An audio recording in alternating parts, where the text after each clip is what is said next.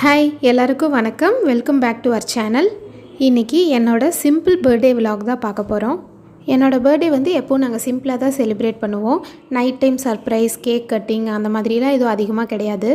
நான் இப்போ காமிச்சிருக்கிறது பார்த்தீங்கன்னா silver bracelet with gold coating. இது வந்து நம்ம ரிங்காகவும் யூஸ் பண்ணிக்கலாம், இல்லைனா பிரேஸ்லெட்டாகவும் யூஸ் பண்ணிக்கலாம்.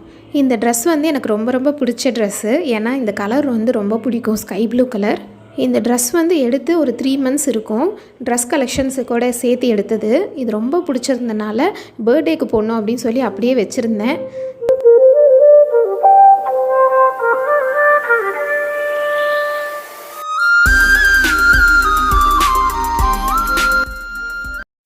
எப்போவுமே பர்த்டேனாவே மேரேஜுக்கு முன்னாடி பார்த்திங்கன்னா நம்மளுக்காக ஒரு ஜீவன் வந்து வருஷம் பர்த்டேக்கு ஸ்வீட் செஞ்சு தருவாங்க.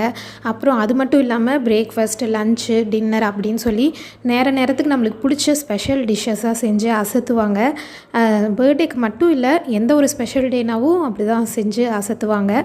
அது வேறு யாரும் இல்லை, நம்ம அம்மா தான். அப்போல்லாம் பார்த்திங்கன்னா மேரேஜுக்கு முன்னாடி அதோட அருமையில் தெரியல.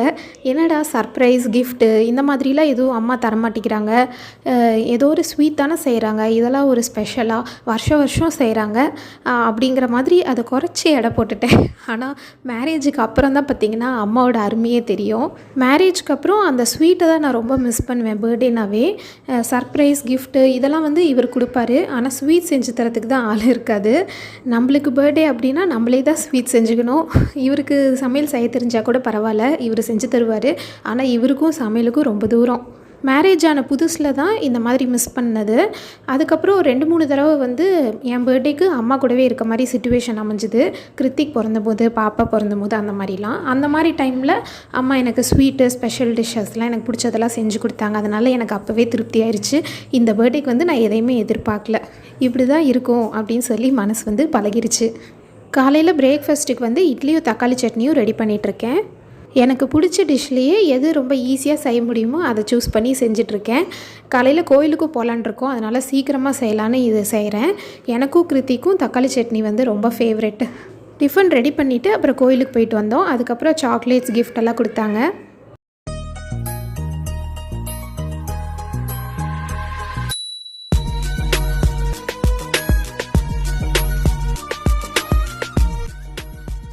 அப்புறம் டிஃபன் சாப்பிட்டுட்டு அவர் கடைக்கு கிளம்பிட்டார்.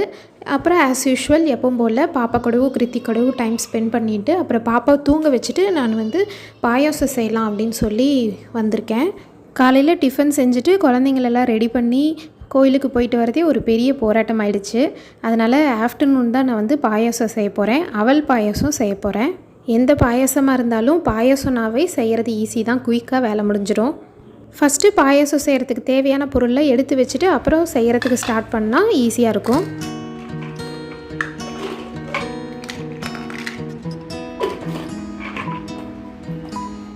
வெள்ளை அவல் வந்து நான் 1/2 கப் எடுத்துக்கிறேன். இது 100 கிராம் அளவு இருக்கும். நெய்யில் ஃபஸ்ட்டு முந்திரி, திராட்சை எல்லாம் வறுத்து தனியாக எடுத்து வச்சுக்கிறேன்.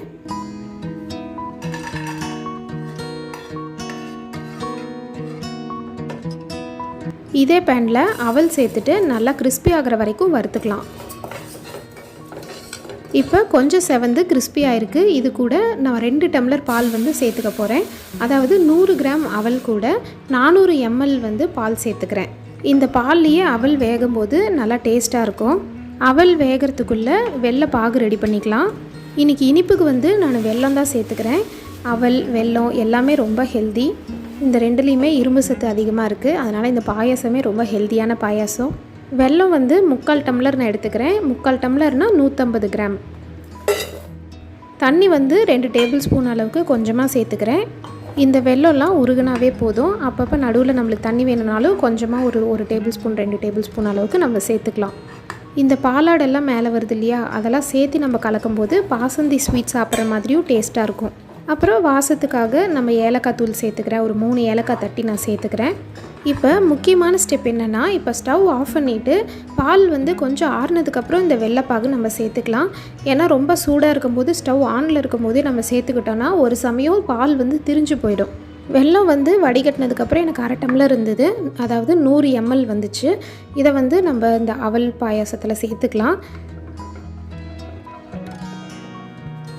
லாஸ்ட்டாக நட்ஸும் சேர்த்துட்டா இந்த அவல் பாயாசம் ரெடி ஆகிடும். இது ஆற ஆற இன்னும் கொஞ்சம் கெட்டியாகும். நான் வந்து 3 டம்ளர் அளவுக்கு தான் இந்த பாயாசம் செஞ்சேன். ஆளுக்கு ஒரு டம்ளர் குடித்தோம், கரெக்டாக இருந்தது.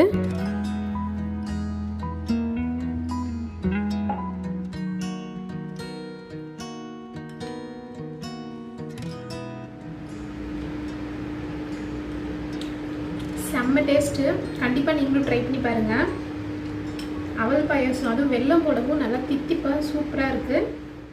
லஞ்சுக்கு வந்து அரிசி பருப்பு சாதம் செஞ்சுருந்தேன். இந்த ரைஸும் எனக்கு ரொம்ப பிடிக்கும், அதனால் லஞ்சுக்கு செஞ்சேன். இது செய்கிறது ரொம்ப ஈஸி, சிம்பிளாக ஈஸியாக செஞ்சிடலாம்.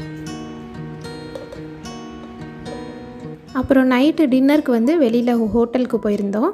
இது நான்வெஜ் ஹோட்டல் தான், வெஜ்ஜும் இருக்குது. நாங்கள் வந்து போனது ஃப்ரைடே, அதனால் நாங்கள் வெஜ்ஜு தான் ஆர்டர் பண்ணியிருந்தோம். எந்த ஒரு ஸ்பெஷல் டேவாக இருந்தாலும் நம்ம எங்கேயாவது அவுட்டிங் போயிட்டு வரும்போது தான் அது ஒரு ஸ்வீட் மெமரிஸாக இருக்கும். அப்புறம் ஹாப்பியாக இருக்கும், அந்த டேவே கம்ப்ளீட் ஆகும். இந்த மாதிரி யாரெல்லாம் ஃபீல் பண்ணியிருக்கீங்க மறக்காமல் கமெண்ட் பண்ணுங்கள்.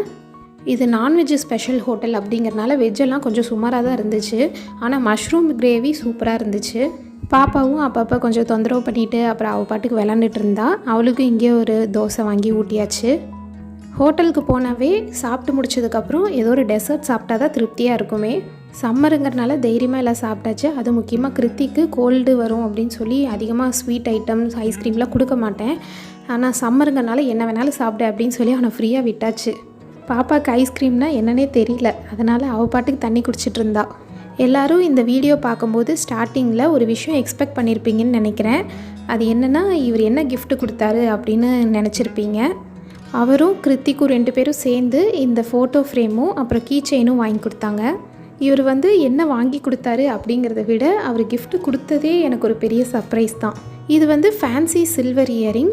இது வந்து ஈவினிங் டைமில் கொடுத்தாரு. அது ரெண்டும் வந்து மார்னிங் கொடுத்துட்டாரு, இது ஈவினிங் கொடுத்தாரு செகண்ட் டைமாக. இது இன்னும் பெரிய சர்ப்ரைஸாக இருந்துச்சு.